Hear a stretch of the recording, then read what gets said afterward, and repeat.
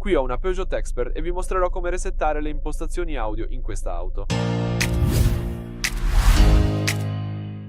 Quindi iniziamo utilizzando la schermata principale, oppure bisogna premere il tasto Musica per aprire la radio o un'altra fonte. Poi tutto quello che devi fare è selezionare opzioni. Si trova proprio qui nell'angolo in basso a destra. E da opzioni puoi scegliere qui le impostazioni audio. Come puoi vedere nelle impostazioni audio, puoi modificare i toni dei bassi, medi e alti. Ma se sbagli qualcosa e vuoi semplicemente reimpostarli, puoi premere il pulsante Reset e questo ripristinerà tutte le impostazioni audio, toni ed equilibrio. Se ne sei consapevole e vuoi confermare, tocca sì. Ecco fatto. Hai appena resettato le impostazioni e puoi utilizzare la configurazione audio predefinita. Grazie per aver guardato. Per favore, iscriviti al nostro canale e lascia un like.